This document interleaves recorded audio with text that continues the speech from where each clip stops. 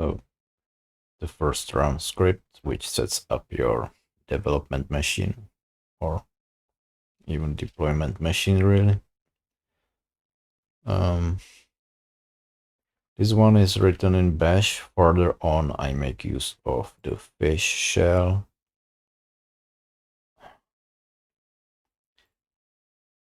Because I use the fish shell for, my interactive shell, and I believe there are some improvements over bash that are worth it, but I understand this is controversial.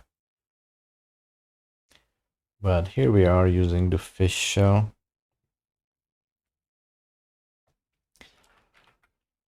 I believe this flag makes bash stop on any, non-zero return value, and this makes it print all commands. And this is a common pattern in my scripts here. We change to the directory of the script, and then the whole logic is wrapped in this flag check. So this is a name of a file that serves as a flag that says, we've already done this initialization on this host. So at times you may need to just remove all like this. And when we are changing something about the initialization scripts, or maybe the wrapper package and so on, we may have to bump the version.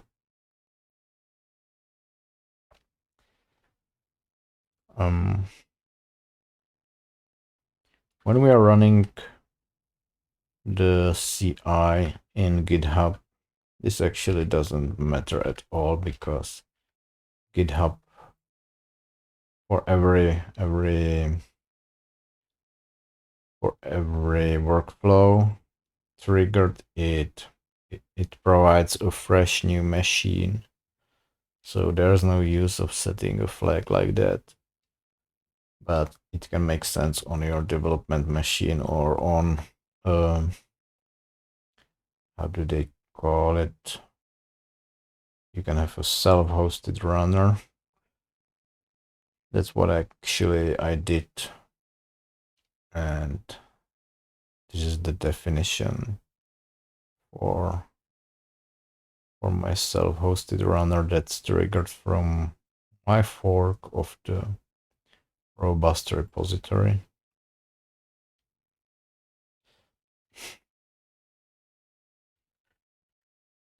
Okay, so a couple of steps here. So number 0,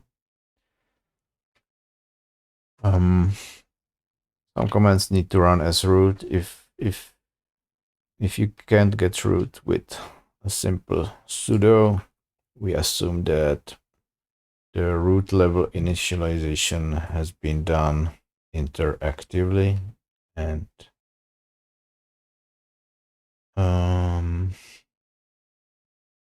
you just skip that. Otherwise, we need to install the fish shell.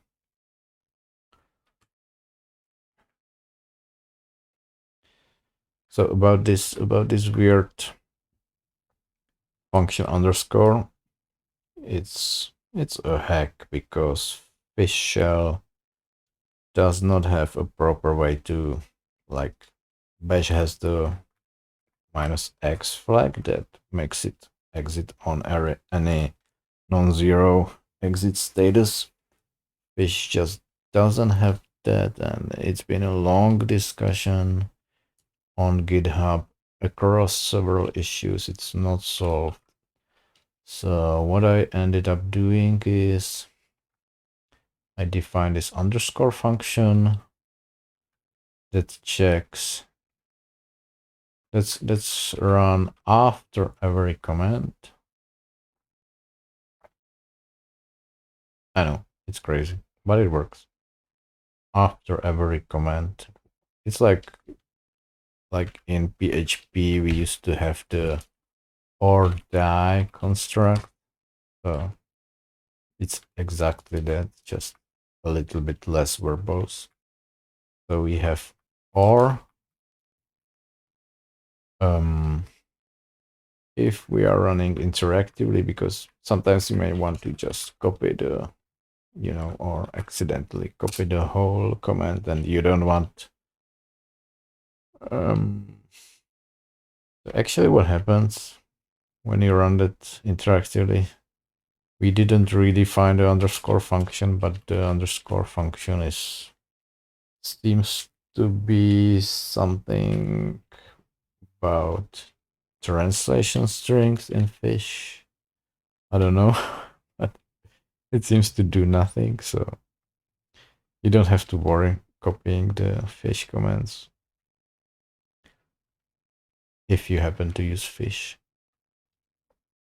as your shell. Anyway, if the command doesn't succeed, then we run exit one, and that's it. So this serves as I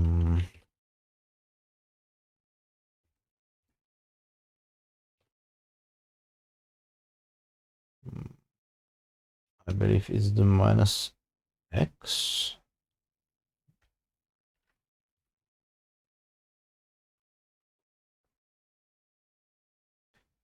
Oh no, so x sets the tracing mode. So yeah, the minus e sets the,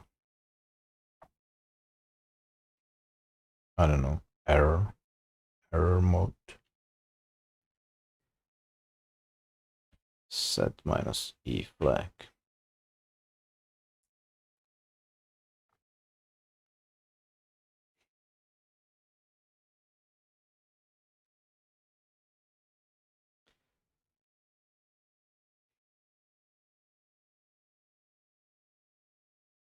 And if we can't get the sudo, then we just exit right here.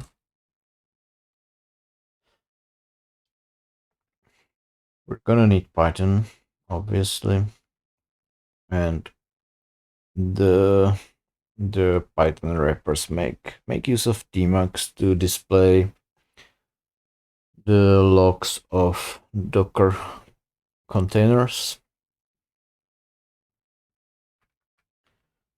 We possibly install Docker. If it's not installed, we do the adding your user to the Docker group, but you would have to log out and log in here anyway.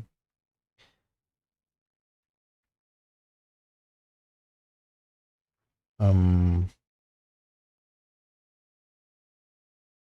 not sure what the situation is with Compose. Maybe we install it later from pip. Oh yeah, bump the inotify limits. Otherwise, you're gonna run into problems inside your Docker containers when there's a fast API or some other server, watching all the source files for changes. I had to do this. Uh,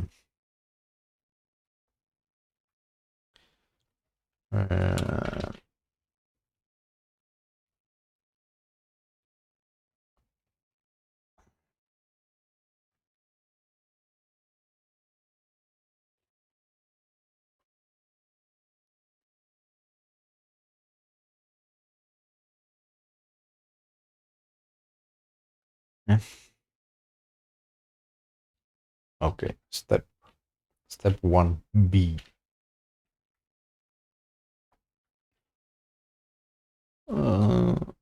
Another fish shell workaround, I guess. Hopefully that one will get resolved with some updates at some point. And create a virtual env. Oh, maybe it's already. Create a virtual env. Activate it. Okay, maybe install Docker Compose.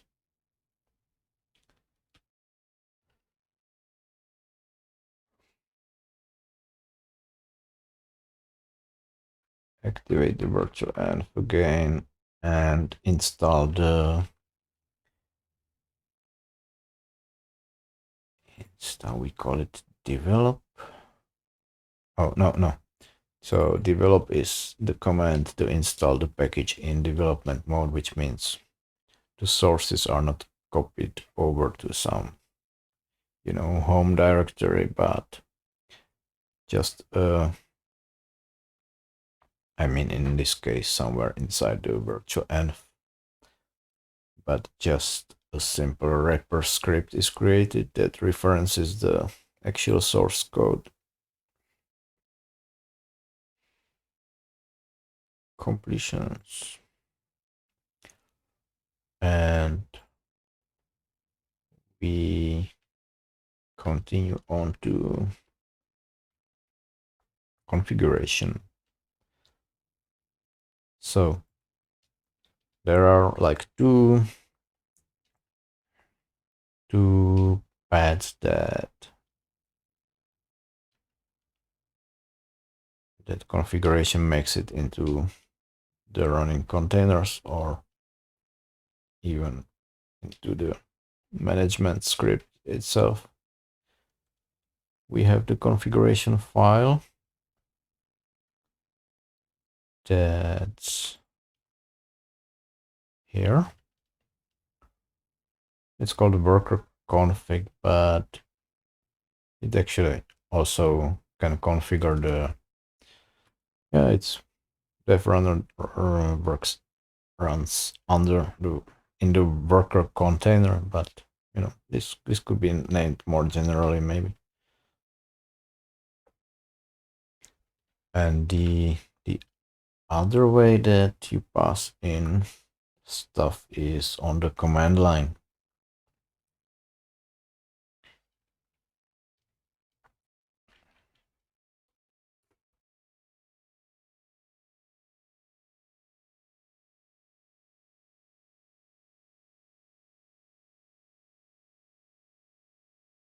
Just ignore this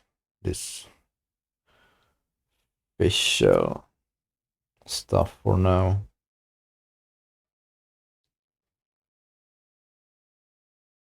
Ignore this logging line and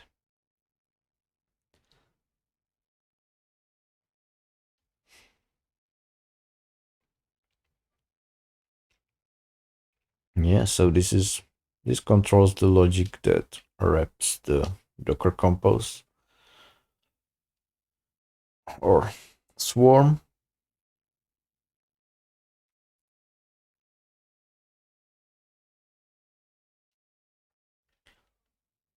And these options mostly are processed here in the underscore run script.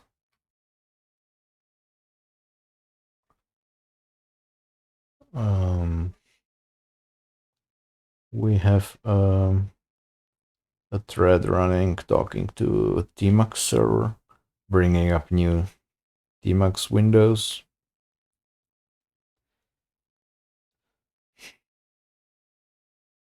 We have some logic for building the containers. So, for example, don't want to bring up something like when I'm working on my development machine, I'm using this wrapper and develop.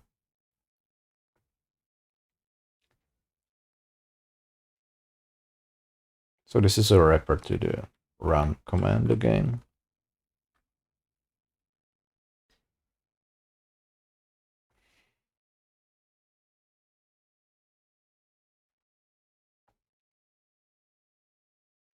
yeah, anyway, we have an option to, actually this is the only supported, really supported way, is we are using volumes to mount the source codes inside the containers. There is, you can look around, you're gonna see these hollow, I called all these Docker files.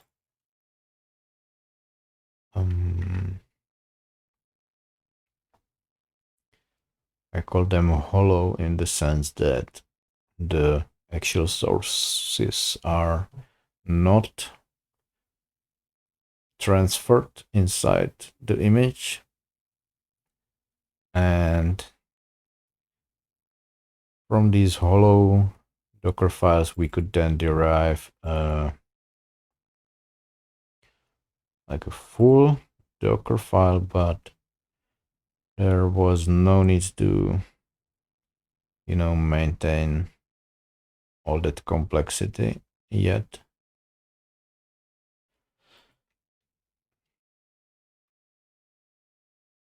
So that's why all these Docker files are named hollow.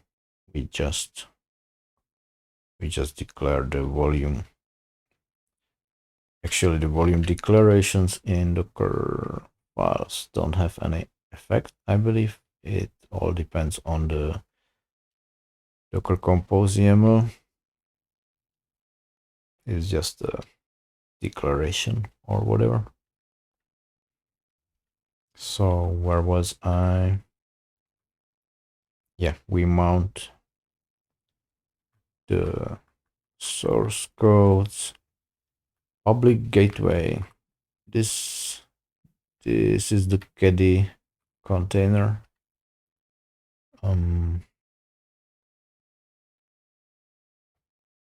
Should we bring up the Caddy container? It makes no sense trying to bring it up on your development machine if it's not accessible from the internet by, you know, usual means, because what Caddy does, it requests a HTTPS certificate from Let's Encrypt, and for that you need to have a public URL.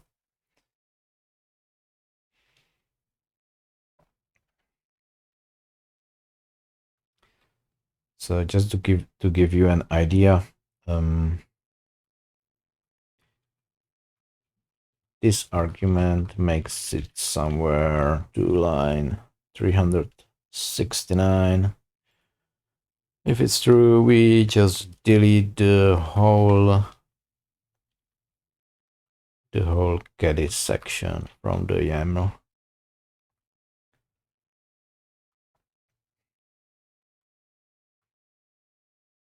This means, what does this even mean? Something about the Apache server. So what sits behind the Caddy server is the Apache server, and the Apache, yeah, expose the Apache server on port 88. Well, the way it works in practice is